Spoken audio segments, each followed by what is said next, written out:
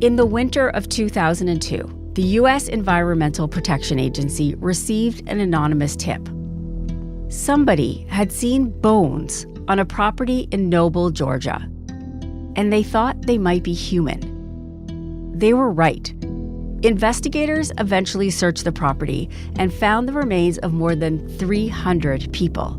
Word of Friday's gruesome discovery in Noble is spreading fast throughout Walker County. It's a topic that has people at this local coffee shop speaking out. I think it's the talk of the town. It's kind of nasty, if you ask me. In a different kind of story, this property might have belonged to America's most prolific serial killer. But none of these people were murdered. These bodies had been sent there to be cremated. There is no logical explanation for having vaults filled with human remains and for having caskets dumped, in the dirt and decaying and falling apart with more piled on top and more piled on top. 20 years later, journalist Shaun Raviv tries to understand what happened at Tri State Crematory in his podcast, Noble. I'm Kathleen Goldhar, and this is Crime Story.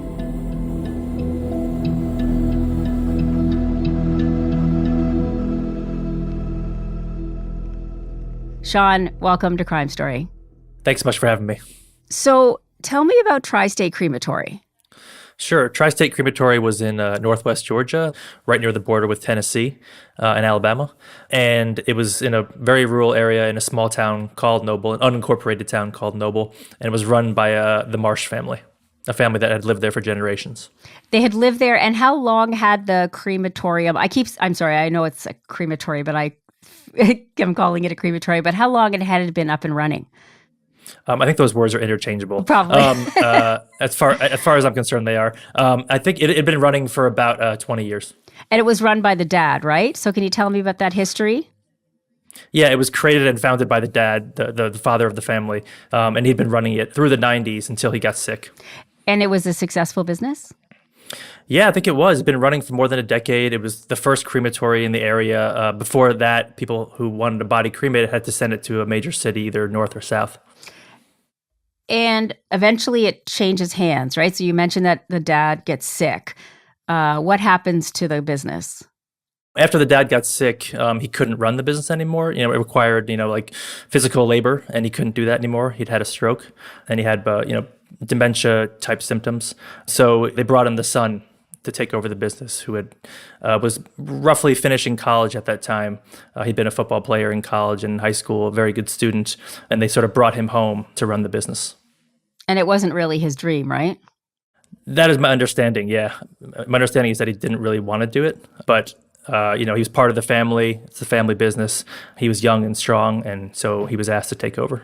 And that family was really tight-knit. Can you talk to me about that family itself? Yeah, it's a tight-knit community and a tight-knit family. They had a church that had been in the area right around the corner from the property, the crematory property, for about 100 years.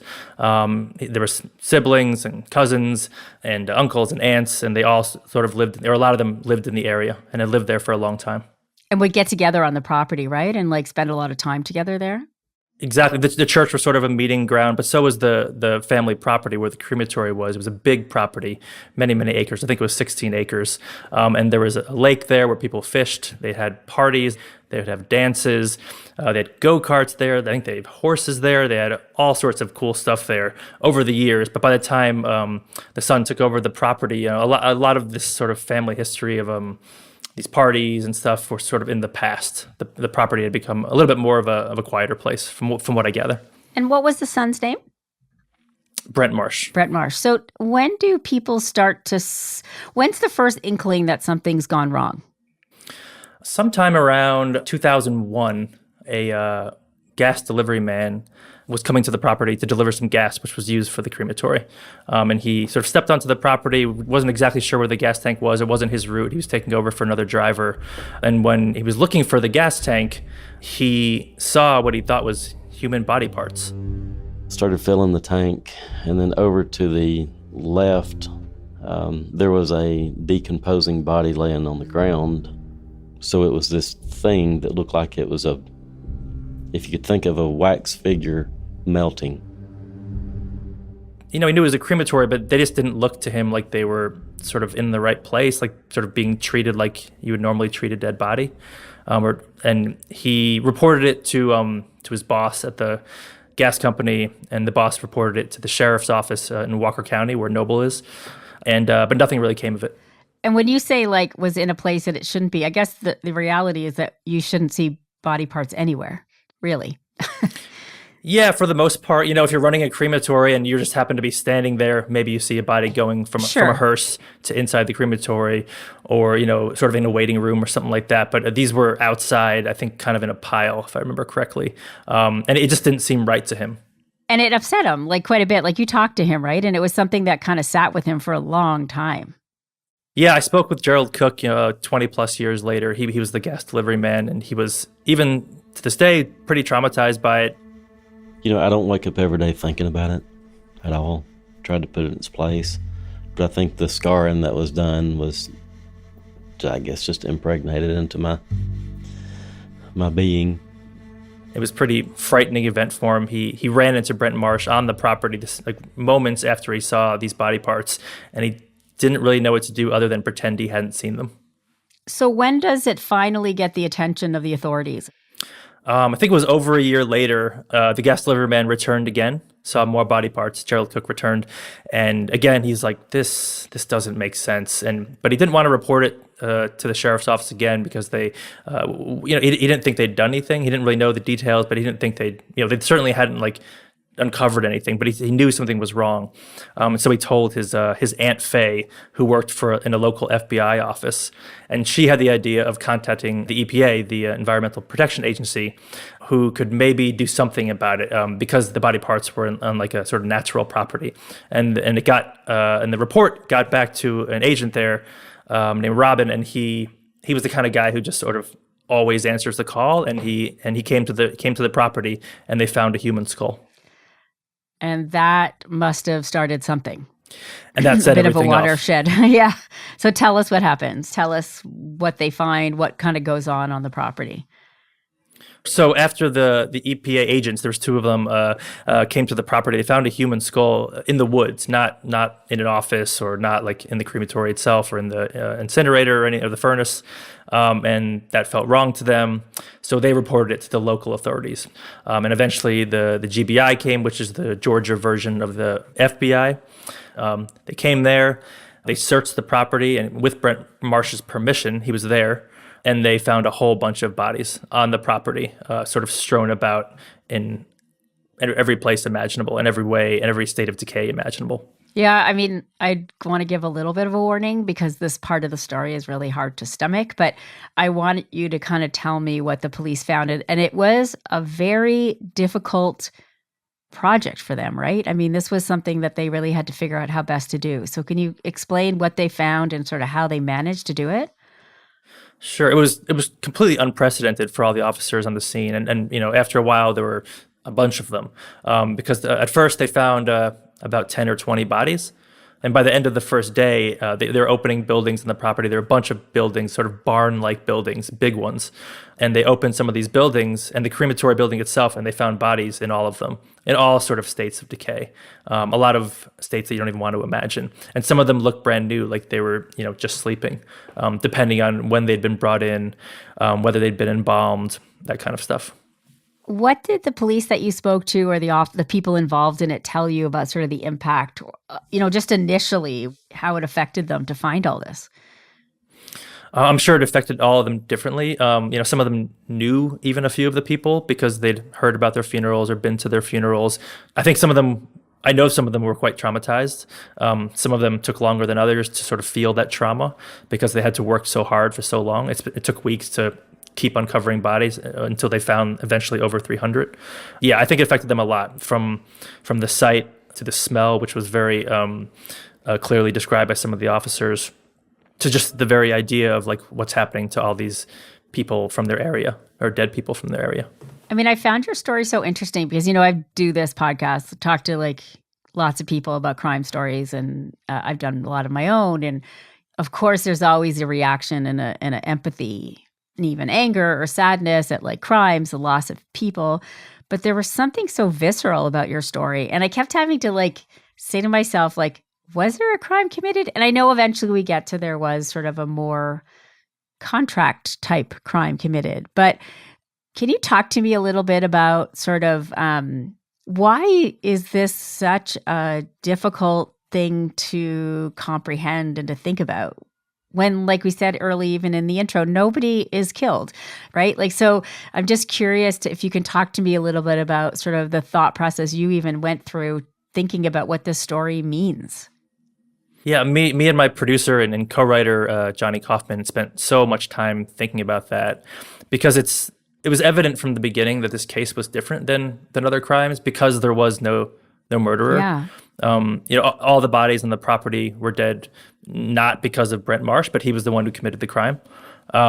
We knew it was different, but it was kind of hard to figure out. It took a long time to figure out how to word that and how to describe it and how to describe how we felt about it, how I felt about it. And I think it was Johnny who initially came up with the idea. This very, very much looked like a horror story, like a horror movie where you get to this property, there's a mysterious man, there's bodies everywhere in every state of decay, skeletons, everything you don't want to imagine really about like seeing like a crime scene. And there was all there, but it really wasn't actually a horror story. It actually wasn't as horrific as it looked. It wasn't like the surface was way worse than what was on the inside.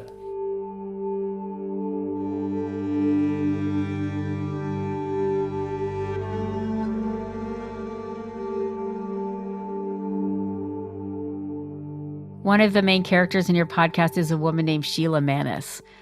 Tell me about Sheila and who she lost and how she got involved in this story. Yeah, so Sheila was a woman who lived just a couple counties over, I believe, and her husband had died fairly recently, I think a couple of years before the discovery of a pretty horrific sickness, the kind of sickness where you deteriorate over time and then eventually die and there's nothing that can stop it. And, she had gone through a real lot. And her late husband, Ira, had planned his own funeral because he had so much time to do so, which is a really sad and dramatic thing. And she spent a lot of time sort of trying to give him the funeral that he asked for. And part of that was to be cremated. And he was brought to a funeral home, not directly to the Tri State Crematory, but the funeral home used Tri State as a third-party crematory. It was mostly used that way. And, she thought she had sort of done everything that Ira had asked her to do. And then all of a sudden she sees on the news that there's this scandal at Tri State Crematory, which she'd never heard of, even though it was, not that far from her house. And then she looked at the death certificate and saw that Tri State was written as the crematory where Ira's body was taken. And, she was devastated, and she almost immediately drove down there just to see what was going on. Like a lot of other people, she wasn't alone. Everyone would gather at a church down the block from the crematory, which was really, really close, and just wait for information. And for days she did that. And then eventually they did find Ira's body, and it had not been cremated. But she had what she thought were his remains. Yeah, she, like a lot of other victims of this crime, was given an urn or plastic bag, whatever it is that they had paid for, filled with something that looked like remains to them. And some people got a mixture of human remains and concrete dust, cement dust, or lime dust. Some people just got a fake dust, and some people didn't even know what they got. And it all had to be tested, and it was extremely long and thorough process. Yeah, and she was really racked with guilt, wasn't she? I mean, she really felt like this was her last act of love, and she feels like she failed. My biggest problem was that I had promised Ira that I would do exactly as he stated, okay? And then I would scatter his ashes. I thought I had done everything I was supposed to do, and then come to find out, I hadn't. She felt like she failed Ira. It obviously wasn't her fault. There was nothing she couldn't have known that. She couldn't have done anything about it. But once she found out, years later, I think it was pretty difficult for her. It was really difficult for her, and she was pissed off. Yeah. And how did she feel about Brent? She was really upset with Brent. She would go on these very early online forums, when the internet was pretty young, and curse him out. I think she called him Monster Marsh. And she was not alone in sort of calling him really nasty names in this forum. Lots of people did that there and elsewhere and on the news, being interviewed in newspapers. Like all the words that you heard from most people were very, very harsh. How many bodies in the end did they find? It's a little bit of a imprecise number, but I think it was about 339 but it's not exactly known, but that's roughly the number. And were they able to identify all of them? They identified 2/3 of them almost exactly. Oh boy. So there's still people out there who don't know what happened to they question if their loved ones were actually cremated.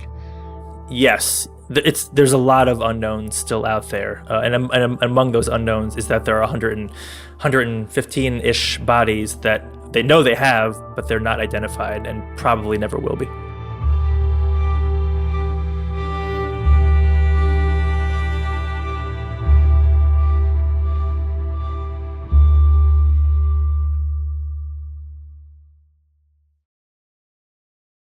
So let's turn to Brent. What could the police do? Like what it obviously was an upsetting thing, but what crime did he commit? Well, at first, my understanding is that the law enforcement, GBI, and the sheriff's office just weren't exactly sure what law he'd broken. They knew something was wrong, something was clearly illegal, but Georgia had, I think, pretty vague laws about what a human body is, whether it's property or something sort of greater than that. And eventually they settled on charging him with something along the lines of fraud. And do we know, like, what was he charged with? What did the prosecution want? He was charged with hundreds of counts. I forget the exact number. I want to say around 800 counts of fraud and other crimes. Eventually, they got him on something a little bit more specific, like mishandling of a human body, and they wanted almost life in prison. They wanted thousands of years, or he could have theoretically gotten thousands of years, but eventually he got a lot less. He had a pretty interesting defense lawyer. What was his name? McCracken Poston. I can't believe that's a real name. Fantastic name, one of the best names I've ever heard, and really fun guy. I spent a lot of time with him. He was my first source for this story. The way they charged him, the potential sentencing was over 8,000 years. Now, my reaction was 4 times the time since Jesus walked the earth is excessive. And that's what you say in the Bible Belt to get people's attention, because they're thinking, he may be right. Really great guy, really cared about his clients, the Marsh family. From the very, very beginning, he made me more interested in the case because of how much he liked and respected the Marsh family. And that to me made the case interesting. If I had the impression that Brent Marsh was just some weird sicko, I don't think I would have done the story. But McCracken very, very quickly made it clear that he, and like a lot of other people, like most people, respected the Marshes, up until this moment, and many still after. So he does really start to unpack Brent's sort of devolution. Can you tell me how that story was told in court and what you sort of learned about why this happened? Sure. There was never a full court case, to be clear. They settled in the end in the criminal case and in the civil cases. But the story that I've sort of pieced together through various sources, including his attorneys, was that he was sort of dragged into the business, probably mostly against his will. And this is a story that's not completely proven, but that I mostly believe. And that he just didn't want to do it. And I think, like a lot of people, if you get dragged into a job you don't want to do, you end up doing a poor job at it. And I myself have had jobs like that. They didn't involve human bodies, though, and there's a very big difference there. Yeah, the job got away from him. So can you tell me about the way sort of that was presented? Yeah, so the way that I've put together and that's been presented to me by various people, and again, some of this is slightly speculative, is that, he had a hard job, a very, very hard job where he didn't even earn that much money. Coming from college where, he was probably had a lot of freedom, time away from his family, playing football. He was also just about to start a family. He'd gotten married, had a young kid. And all of a sudden he has to do this job, which is really hard, probably doesn't want to do, that he'd seen his dad do for years and helped his dad do. And Brent Marsh just at some point let a few bodies go, didn't burn them, left them on the property, gave some sort of either other human remains or cement dust to them, and realized that nobody noticed. And just a few at first, and then the next year a few more, and then the next year a lot more. And by the time he was caught, it was hundreds in a year or over 100 in a year. And do you buy that idea with everything that you've done in the time looking into this story? To me, that seems like the most likely explanation, but I never got to speak with Brent directly, and so it's a little bit unknown. There was this theory of mercury poisoning that gets sort of floated. Can you talk to me about that one a little bit? Yeah, so McCracken Poston, the Marsh family's criminal attorney, believes, and which may be true, that Ray Marsh, the father, and Brent Marsh, the son, were both exposed to mercury poisoning, which is a real phenomenon for people who run crematories, especially if there's leaks in the pipes or in the furnace itself.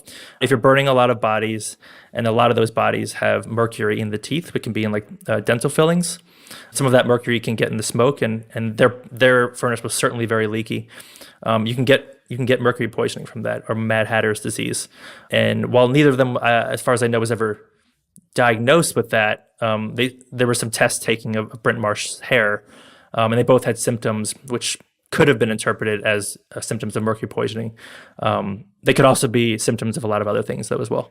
So with everything that you've gathered, what do you think Brent feels about what happened? I mean, do you have a sense of him at all? I think he was truly sorry for what he did.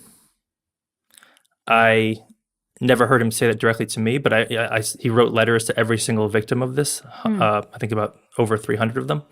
I think he felt really guilty about it. And he served time.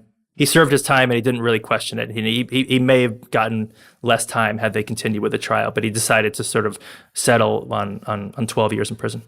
Speaking of Sheila Manis, because she attends the trial, and like you said earlier, she sort of starts out obviously very angry at him, but she kind of over time has a little bit of a shift in her heart. Can you talk to me about that?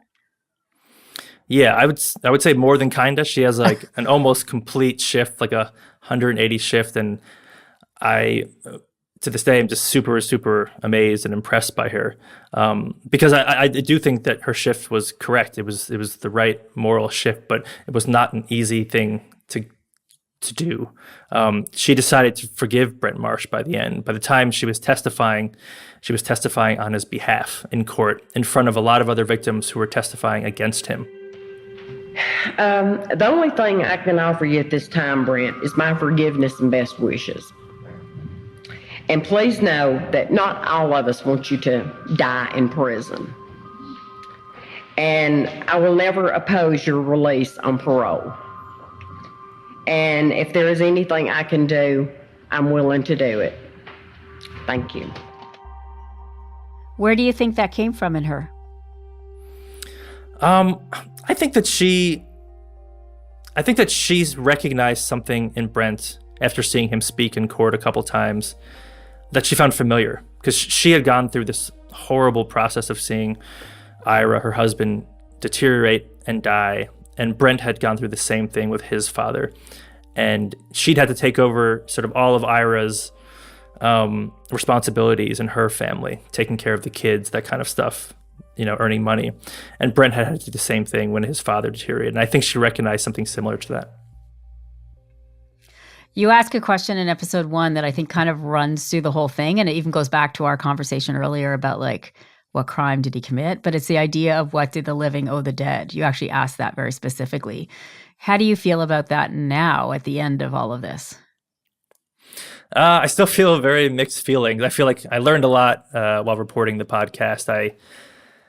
My beliefs are fairly weak on the subject, and I was really more interested in hearing what other people had to say about it. But I was so interested, and still am, about how different people's belief can be about the same thing. You can be the victim of the same crime and have two completely different reactions. And I heard night and day reactions, and mine, I would say, is somewhere in the middle. I do think that Brent Marsh, did something wrong and should have been had some sort of punishment for it. But I also felt like it seemed like he was a pretty decent human being otherwise, and it wasn't, again, I kind of agreed with his lawyer that it's not like he killed anybody. You eventually do meet him, correct? Can you tell me about how that happened and what did you think of him? Yeah, at the very end of our reporting, after not securing an interview with Brent, we decided to go visit his church, which is essentially a family church very close to the crematory property. Me and my producer, Johnny, went there, and I was pretty nervous. I was very nervous, not because I expected, someone to like punch me or kick me out or anything like that, but I knew it was a church. I knew it'd be a fairly welcoming atmosphere, but I was still nervous because I was reporting a podcast that people in the church probably didn't want me to be reporting. But we were welcomed really, really amazingly. All that Brent specifically asked was that we don't record anything, but he said, we were welcome to come in, and we respected his beliefs, and we went in and without a microphone and just listen to him speak, to other members of his family speak, in a sort of normal Sunday church. And it was fantastic. I was so happy we did it. I really felt like I got to see the human being behind the newspaper articles, behind the court documents, really for the first time. Everything that I'd been told about who he was seemed to be presented to me like in person in front of my own eyes. And that was amazing, especially after I'd spent so much time reporting on him. It's so different when you actually just shake someone's hand and, enter what is essentially their home. Yeah. All my years of reporting and producing, it always comes down to that. When you meet the people, generally, there's a small percentage that aren't, but you find the nuance and the humanity, and you always realize that there's such a long and complicated story to the crime or the mistake or the whatever, and that really helps tell the story, I think. It's so imperative. Yeah, thank you. I always know there's complexity behind every story, but sometimes it's very easy to miss the complexity and just sort of go for the simplest path. Yeah, because people always want answers, right? And answers are easy when things are simple. Yes, exactly. Yeah. Well, Shaun, thank you. This has been a lovely conversation, and congrats again on the amazing podcast. It's really worth people's time to take a listen. Thank you so much.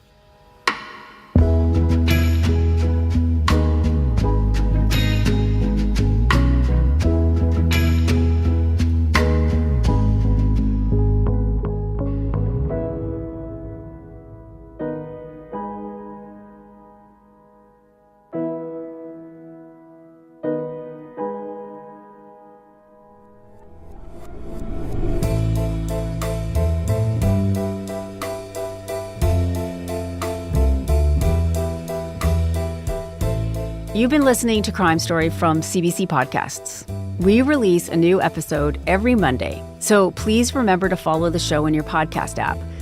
You can get our next episode a week early on CBC Podcasts' YouTube channel or by subscribing to CBC Podcasts' True Crime channel on Apple Podcasts.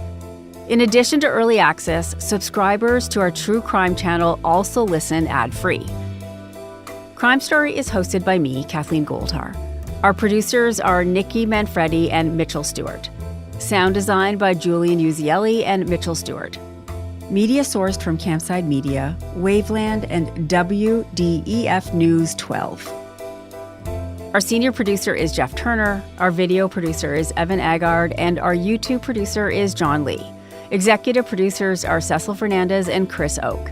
Tanya Springer is the senior manager of CBC Podcasts, and Arif Noorani is the director of CBC Podcasts.